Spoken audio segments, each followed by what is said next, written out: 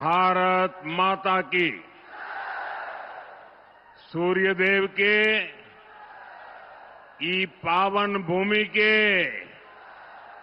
हम नमन करत ही उमगेश्वरी माता एवं देवकुंड के ई वैभवशाली भूमि पर अपने सबके अभिनंदन करित है। साथियों, औरंगाबाद तप, त्याग और बलिदान की भूमि है। इस मिट्टी ने अनुग्रह बाबू और जगतपति जगदेव जी के रूप में महान स्वतंत्रता सेनानी दिए। औरंगाबाद हो या गया जी हो, ये पक्के इरादे वाली धरती है। दशरथ मांझी जी इसी का प्रतीक रहे हैं। मैं इस क्षेत्र की सभी महान विभूतियों को नमन करता हूं। साथियों, कल ही बिहार ने पहले चरण का मतदान किया है और वाकई और इसमें हमारी माताएं बहनें सुबह से कतार लगा करके खड़ी हो गई और उन्होंने तो सारे रिकॉर्ड तोड़ दिए हैं। पहले चरण में करीब 65% वोटिंग हुई है। ये दिखाता है कि एनडीए सरकार की वापसी का मोर्चा खुद बिहार की जनता ने संभाला हुआ है, बिहार के नौजवानों ने संभाला है, बिहार की माताओं बहनों ने संभाला है, बिहार के किसान भाइयों ने संभाला है। साथियों, पहले चरण के मतदान से ये स्पष्ट है, बिहार के लोग अब किसी भी कीमत पर जंगल राज को लौटने देना नहीं चाहते।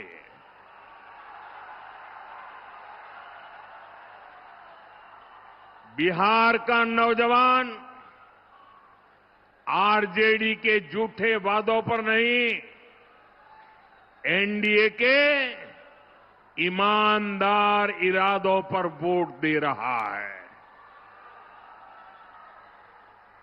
आरजेडी ने झूठे वादों का भ्रम फैलाने की भरसक कोशिश की।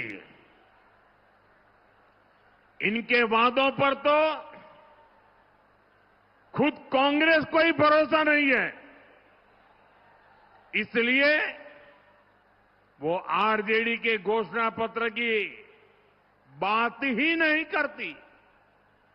बिहार के लोगों ने, बिहार के नौजवानों ने भी आरजेडी के झूठ के पिटारे को खारिज कर दिया है। साथियों, बिहार का मतदाता नरेंद्र नीतीश के ट्रैक रिकॉर्ड पर भरोसा कर रहा है, हमारे पक्के इरादों को समर्थन दे रहा है। पहले चरण के मतदान से ये तय है, फिर एक बार एनडीए सरकार, फिर एक बार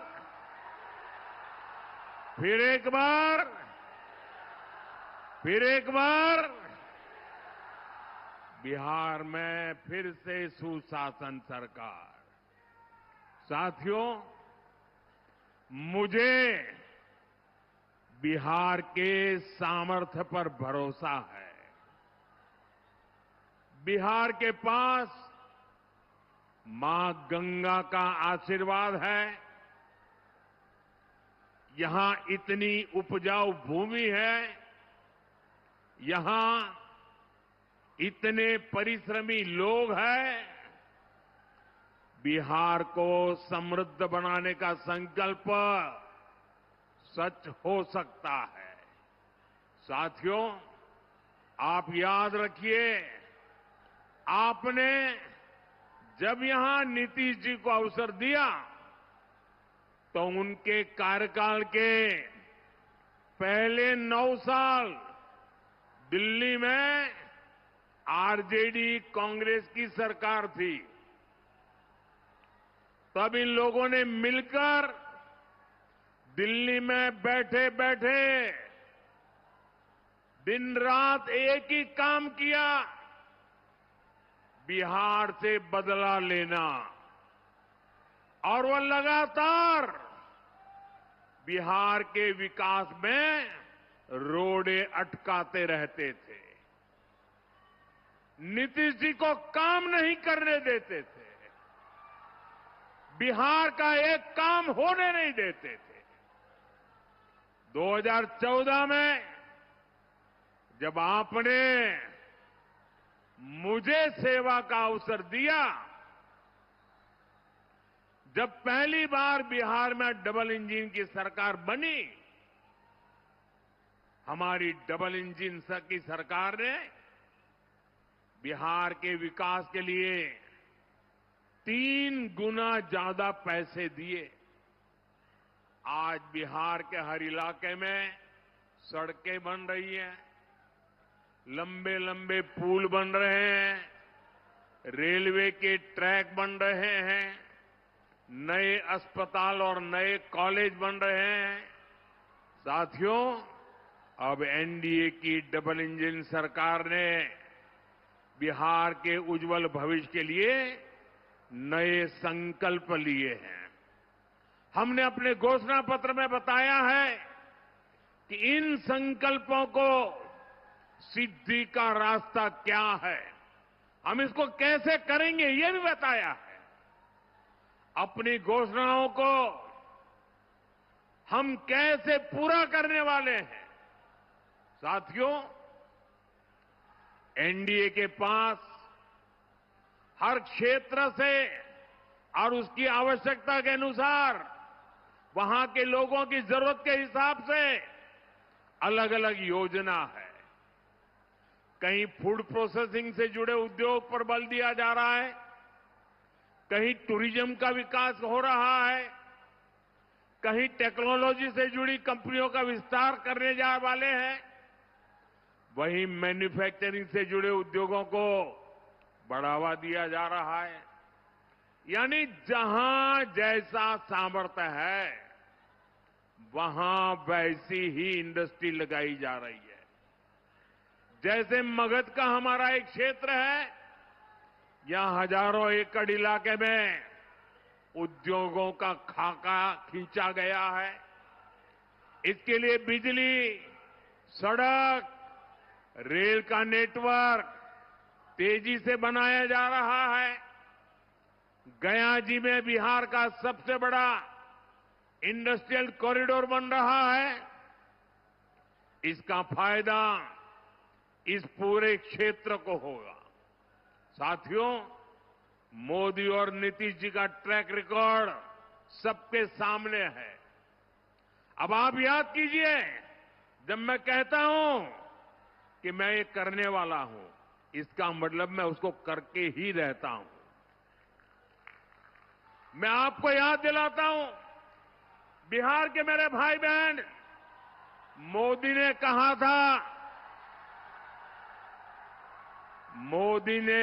था राम मंदिर बनेगा। आप मुझे बताइए, मंदिर बना के नहीं बना? मंदिर बना के नहीं बना? डंके की चोट पर बना के नहीं बना? 500 साल का अधूरा काम पूरा किया कि नहीं किया? मोदी ने देश को वादा किया था और मैंने कहा था कि आर्टिकल 370 की दीवार गिरेगी। आप मुझे बताइए 370 हटा के नहीं हटा? 370 हटा के नहीं हटा?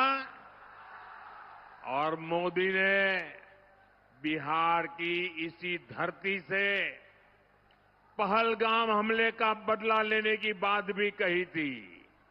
और फिर आपने ऑपरेशन सिंदूर में तबाह होते पाकिस्तान को भी देखा है।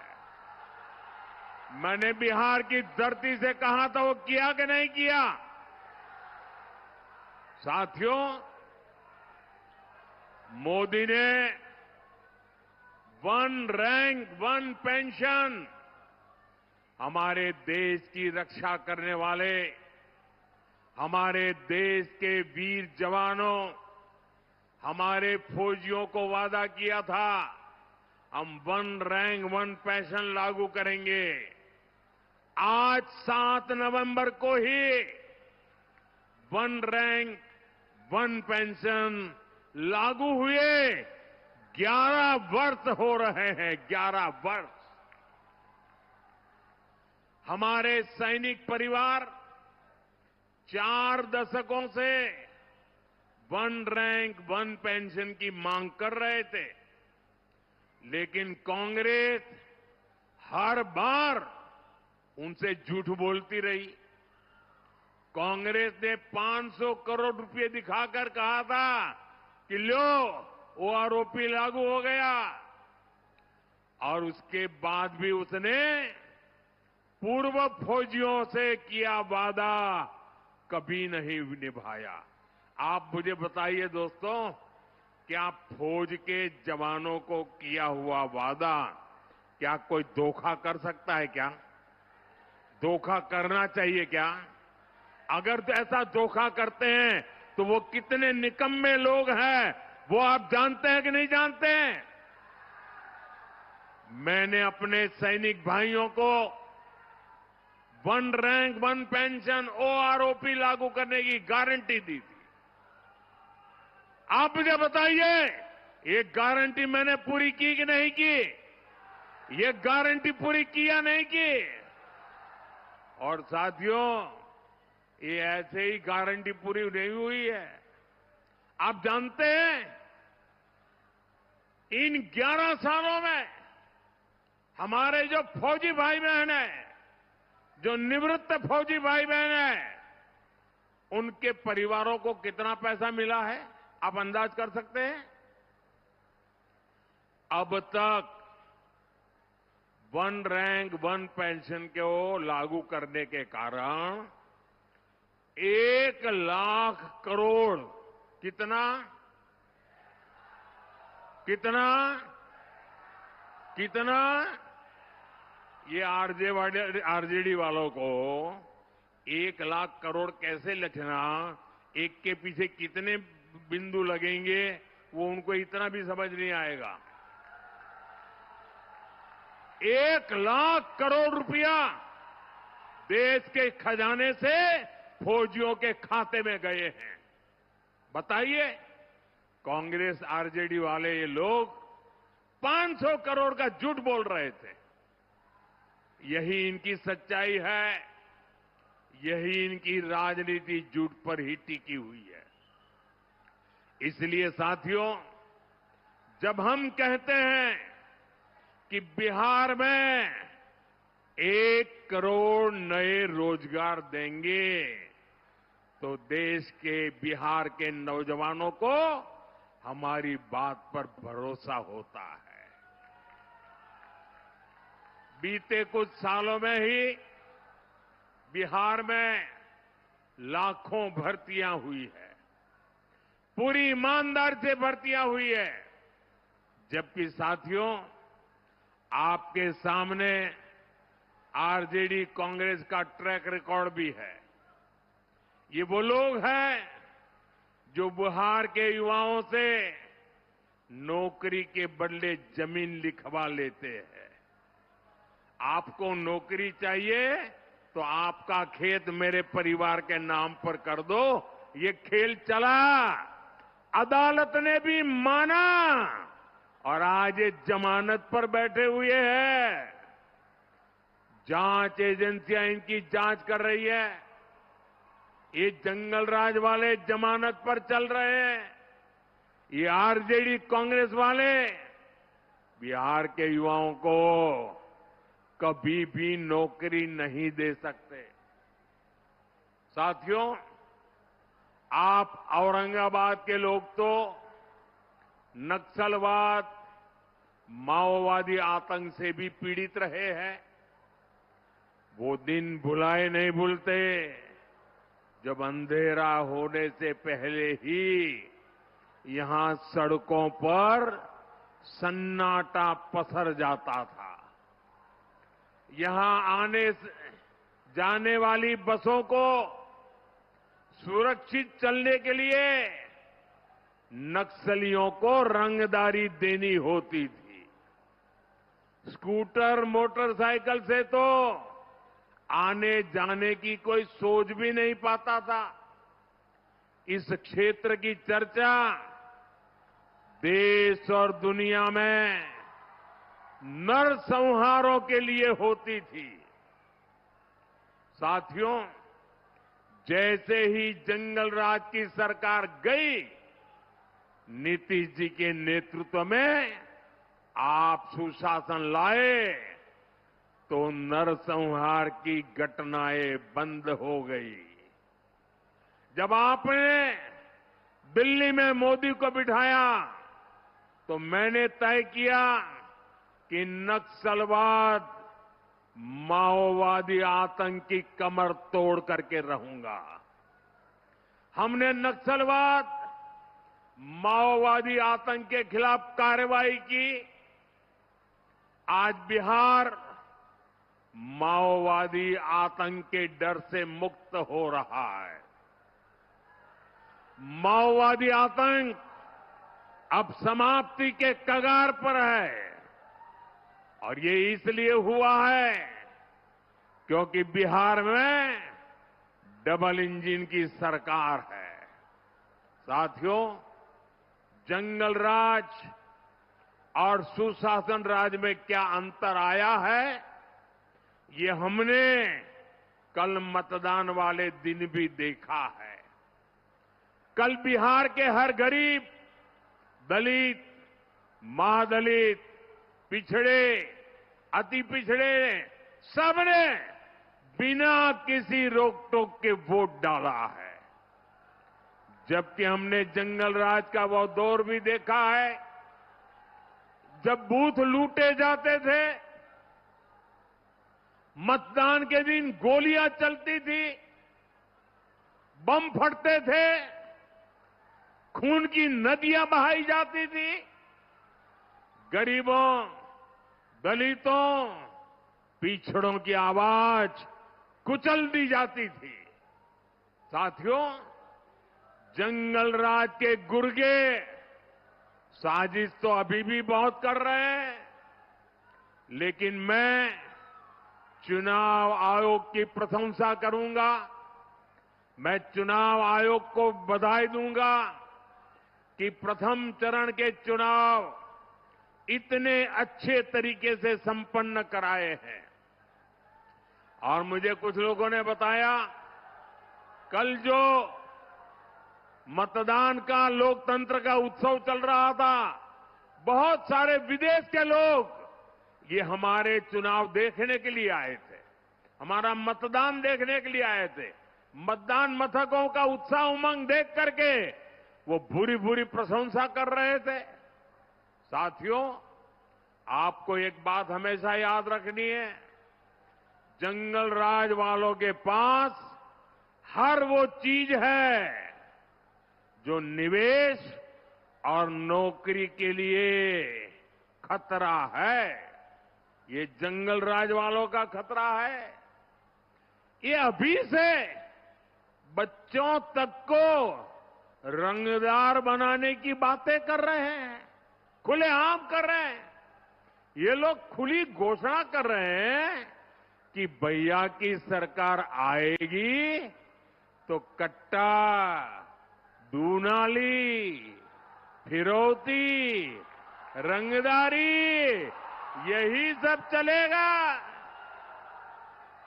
और इसलिए आपको इन लोगों से बहुत सतर्क रहना है। बिहार को कट्टा सरकार नहीं चाहिए। बिहार को कुशासन सरकार नहीं चाहिए। साथियों, बिहार को भाजपा एनडीए पर भरोसा है, क्योंकि एनडीए ने बिहार को जंगल राज से बाहर निकाला। अब बिहार को विश्वास है कि एनडीए ही बिहार को विकसित बना करके ही रहेगी। इसलिए बिहार एनडीए के ईमानदार संकल्प पत्र पर विश्वास करता है। बिहार की बहनें बेटियां सब देख रही हैं।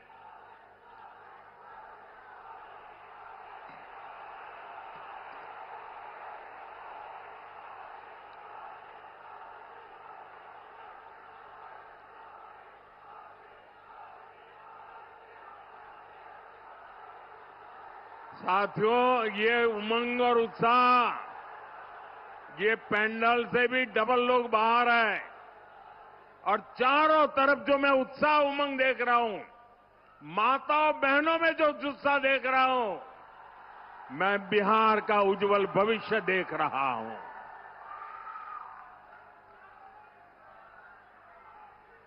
साथियों, ये एनडीए ही है जिसने पंचायती राज संस्थाओं और नगर निकायों में महिलाओं को 50% आरक्षण दिया। ये एनडीए ही है। एनडीए ने सरकारी नौकरी में भी महिलाओं को 35% आरक्षण दिया। ये एनडीए ही है जिसने विधानसभा और लोकसभा में भी महिलाओं को आरक्षण दिया। और ये एनडीए ही है जो बहनों बेटियों को स्वरोजगार के अवसर दे रहा है। लखपति दीदी का अभियान चल रहा है। साथियों, ये लोग जो संविधान दिखाने वाले लोग हैं ना, उन्होंने सामान्य समाज के गरीबों की कभी याद नहीं आई। ये मोदी है जिसने सामान्य समाज के गरीबों को 10% आरक्षण देकर के उनकी जिंदगी बदलने का काम किया है। हम सिर्फ घोषणाएं नहीं करते, काम करते हैं। जैसे मुख्यमंत्री महिला रोजगार योजना है, बिहार की 1,40,00,000 बहनों के खाते में 10-10 हजार रुपया पहुंच चुके हैं।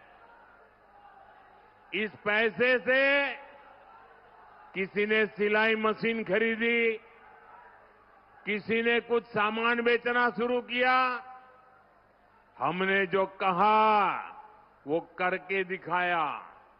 इसलिए बहनों को भरोसा है कि एनडीए ही उनको जीवन के हर कदम पर आगे भी मदद करेगी। साथियों, अभी हमारे सम्राट जी ये लालटेन वालों के झूठ की बात कह रहे थे। मैं आपको 2019 की बात याद दिलाता हूं। 2019 में जनवरी फरवरी महीने में हमने पीएम किसान सम्मान योजना शुरू की और किसानों के खाते में 2-2 हजार रुपये भेजना शुरू किया। तो बिहार, झारखंड, बंगाल ऐसे राज्यों में ये पराजय के कारण भयभीत लोग झूठ फैलाने में लगे, किसानों को जाके कहने लगे, देखिए ये मोदी जी ने जो पैसा भेजा है ना, वो आपको सूद समेत वापस लेने वाला है, डरा रहे थे। और झारखंड में तो एक इलाके में लोगों ने पैसा जमा करने से मना कर दिया, इतना झूठ चलाते थे।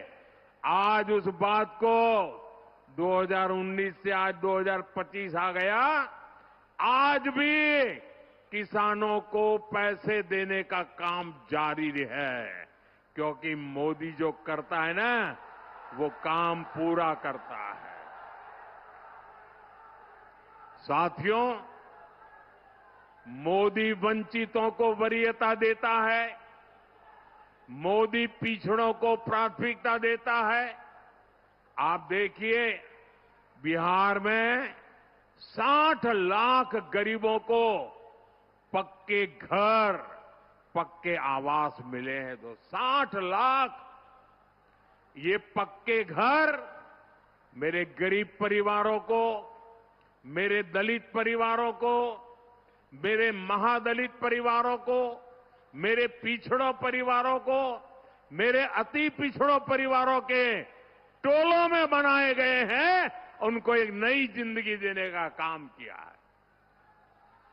घर घर बिजली, नल, शौचालय, मुफ्त गैस कनेक्शन, ये सब कुछ पहुंच रहा है। इसका फायदा भी वंचितों को ही सबसे ज्यादा हुआ है। मुफ्त अनाज हो या मुफ्त इलाज, इससे गरीब का, वंचित का फायदा हो रहा है। साथियों, कांग्रेस ने छोटे किसानों को कभी पूछा तक नहीं। ये मोदी है जो छोटे किसानों की चिंता करता है। हमारी सरकार किसानों के खाते में 6-6 हजार रुपये जमा करती है। और अब तो बिहार एनडीए ने घोषणा की है, जब फिर से यहां एनडीए की सरकार बनेगी तो 3,000 रुपये बिहार के किसानों को अतिरिक्त दिए जाएंगे। यानी डबल इंजन सरकार बिहार के किसानों को 9,000 रुपये देगी। साथियों, कांग्रेस और आरजेडी ने आप किसानों को बूंद बूंद पानी के लिए तरसाया था। आप याद कीजिए, उत्तर कोयल बांध परियोजना की चर्चा कब से चल रही थी।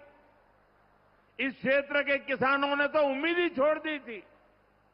इस बांध के निर्माण का काम पूरा हो, इसके लिए हमने अतिरिक्त पैसा दिया और अब बांध का काम तेजी से चल रहा है। और मुझे मालूम है, ये सुशील जी जब सांसद के रूप में इस काम को लेकर के दिन रात मेहनत करते थे। साथियों, लालटेन वालों ने खेत को सिंचाई के लिए तरसाया और बिहार को अंधेरे में रखा। हमारी सरकार बिजली कारखाने लगा रही है। कुछ महीने पहले ही मुझे नबीनगर कारखाने के अगले चरण का शिलान्यास करने का अवसर मिला था। इससे आपको बिजली भी मिलेगी और नौजवानों को रोजगार भी मिलेगा। साथियों, कांग्रेस और आरजेडी वाले सत्ता के लिए किसी को भी धोखा दे सकते हैं। औरंगाबाद तो इसका सबसे बड़ा साक्षी है।